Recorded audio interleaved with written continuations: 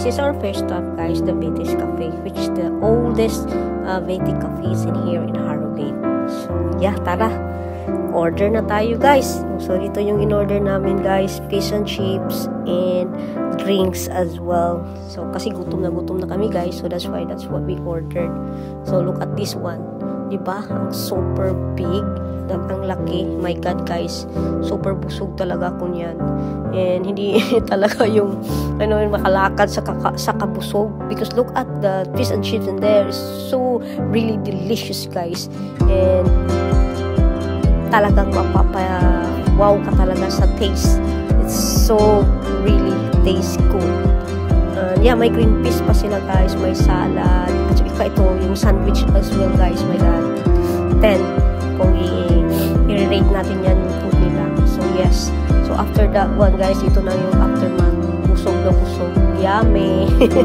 Talagang yummy ka talaga sa sarap, guys. Kaya, kung gusto nyo sa Betis, just go in Harrogate, guys. Okay, so ito yung mga souvenirs, mga cakes, and the most specialty in here is the scones, guys, dito sa Harrogate. The best talaga ang scones nila. Hinahanap talaga yan ang scone, always sold out. So yeah, ito, guys, may mga souvenirs. So ito, so this is our first stop. So Betis, okay, Cafe Tea Room, Betis Cafe Tea Room sa tawag, guys. So, here we go! And ito na nga, guys, the second stop is the Cherry Blossom, which is in the Stray na makikita nyo. Nasa ground lang yan ng near town center. First time I saw you. So, yeah. So, malawak yan, guys. And maiikot mo lang yan. Saka yung flowers is talagang blossom na blossom talaga. Sakura flowers talaga like Japan. So, I hope you enjoy, guys, okay? So, ito naman, tingnan mo ito. Tingnan mo ito siya. Kaya, guys, so, enjoy kayo. Sweet pillow talking, wearing nothing but sheets. Let's turn these two hearts into one. Tie the knot on this love. Call it getting hit, settle down, or whatever you want. But let's get tangled up. Let's get tangled up. I want all your Sunday drives, your good morning baby eyes. From row C to your whole life, feel 50 years looking back. We can get that little. Hi guys, welcome back to my channel, Sky Lexus. I'm here in the Harrogate. Tada! So actually, guys, it's a springtime already in here. So a bit early. So yeah, we call it in Harrogate in Stray. And yeah, there's a lot, and it's such a beautiful here weather again at the back. And the building, the hotel, and it's in here. So basically, guys, every March and April, there's a lot of sakura flowers in here. And I hope you enjoy our little, beautiful scenic beauty in here. And as you can see at the back, guys, look, tada! There's a flower here as well. So yeah, very nice and unbelievable. Parang kwan ka talaga, guys, yung parang nasa Japan ka. So look at this one. Tada! Tada! Yehey! Yehey! So basically, guys, I hope na nag-enjoy kayo sa itong little chikahan in here. Wala pa, ate! Ito na nga, guys. Ito na yung dito na side. So, nakapunta na tayo in the other side. So, dito na tayo nandito na tayo sa other side ng lot ng cherry blossom. So, daming mga photographer dito, guys. Magbabayad ka ng 120 quid to hire a professional in here. So yeah, look, it's very nice. So yeah, and the other side as well. So, lots of Filipino in here and Chinese people. I think this is my second time around, guys, na nagkon dito sa Stray sa Harrogate. Very nice talaga. Yun lang talaga masasabi ko. The best spots in here. If you want to go to cherry blossom like Japan, so come in here, okay? In Harrogate, Stray. one of the famous in here. May tulips daw dito, mga 15 to 30 minutes ang layo. So yeah, so here, as you can see at the back, so madami yan sila guys dito. So yun, punta tayo on the other side. Ang dami mga Pilipino dito. So look, tutor ko kayo ng cherry blossom dito guys. So my goodness, nag-blow away ako. Nag-blow away kasi mamatanda, mapabata, any kind of talaga guys, lahi, nandito lahat just to see this kind of beautiful flowers in the street. I've seen a lot of friends in here as well. Shout out to Ate Rose, Ate Elaine, Ate Janet. I've seen them. So yeah, so here we go. So dito guys, ang dami talaga. So dito, this side, look, tada! O diba? Maganda. Just let me know guys kung ano yung masasabi nyo dito. But for me, 10 by 10 is awesome. A perfect weather as well. So talagang swak na swak. So maganda talaga siya. Look at this one at the side. And yung mga tao nagpipiknik dito guys. Look. See? And then dito din guys. Tara. Look. So nagpipiknik.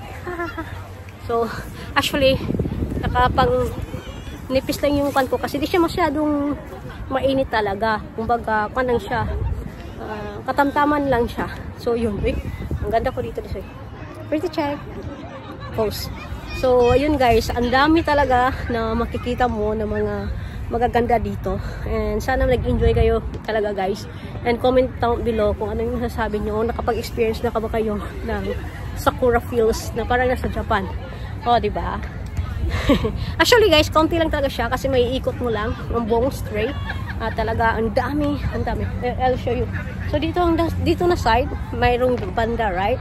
And dito naman na side, doon sa kabila, ikot yan, puro yan sakura talaga. Cherry blossom.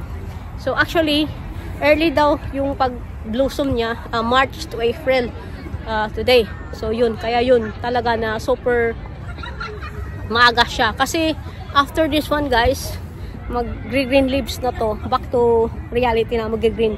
So ngayon talaga is patok na patok. Sana may ganito din sa Pilipinas. Kasi yung sa wither siguro guys. Kaya yun. Pero yeah, try natin. Kasi may yellow naman doon na halaman, diba guys? So yun. But I hope nag-enjoy kayo. And then guys, take note. I have to share with you as well. So in episode 13 and 14 today. The Queen of Tears. Oh my God, I'm very big fan of Kim Ji-won and Kim So-hoon, and is one of my favorite talaga na actor. And yan lang masasabi ko talaga guys, the best talaga. Guys, manood talaga kayo ng Queen of Tears. Hindi ako nagpo-promote dito. I just wanted to share my, you know, my beautiful experience to watch the Queen of Tears. Talagang, oh my God, tagus talaga sa puso. Ang talagang masang Pinoy din. And talagang maganda. Katulad dito sa likod ko na magaganda guys. So yes guys. And actually, eventually guys, mamaya na yan i-air ang 13 and 14. Kaya magha-honeymoon ata sila Kim Ji-woon at kasi Kim So-hoon. Kasi Hong Hee-in and Baek Won-ho. Oh my God. At talagang mukhan ko talaga guys, sulit na sulit talaga yung panunood ko sa Queen of Tears guys. Kasi nga yung sa 11 and 12 medyo roller coaster yung kanila, yung dating. But oh my God, kasi ngayon sa 13 and 14 I hope maganda yung ending talaga guys. I'm hoping kasi sabi nila mag-a-add sila ng 2 special na scene. I mean dagdagan nila ng 2 series again. So instead na 16 magiging 17 na 18. So I hope na makan talaga guys, yung alam mo yun, yung mag-enjoy kayo guys, kasi para sa akin guys, parang in reality kasi guys na nangyayari, di ba? Kaysa mag-asawa, madami kayong matutunan talaga, at saka yung nanglalamig na yung iba, and then alam mo yun, mari-restart, diba? Alam mo yun, yung feeling. So that's the way it is sa Queen of Tears, and I really love it so much because alam mo yun, yung talagang I'm so feel like for how many years na bumalik na mga collab team. Ito talaga tong dalawa na si Kim Joo-won at saka si Kim Soo-won. My God, parang spark talaga yung love team nila. Talagang, oh my God, talagang ibang-iba. Kaya guys, manood taga kayo ha. Kaya yun, yan sa mga recommendation and parang king drama of the year talaga yan guys. Okay? Oh my goodness guys, ano ba? Masasabi ko talaga sa inyo guys. I-carry nyo yan guys, okay? Kasi maganda talaga. And also, on this side guys, ang dami talagang mga tao guys. Yes? Yun, dito. Ditong banda, madami din. Dito. Dito ba? Ang dami nila. Yun. So, yun. Comment kayo guys kung ano yung masasabi nyo. Kung nakapag-experience na kayo ng Sakura. And let me know, okay? So, yun. And dito, family bonding, everything. Talagang magkakaroon ng bonding here. Kaya guys, don't forget to watch The Queen of Tears. Okay? Hi! At saka yung mga OST din. Grabe, patok na patok talaga din. Kaya, hi! Mag-i-enjoy kayo guys. So, I hope for now na mapanin nyo guys ha. Ma-things ninyo. Okay? I mean, mapanood ninyo. I mean, so like here. Look at the Sakura here. It's very nice and amazing. Okay? See? Look. Maganda talaga guys. Ewan ko. So, yun.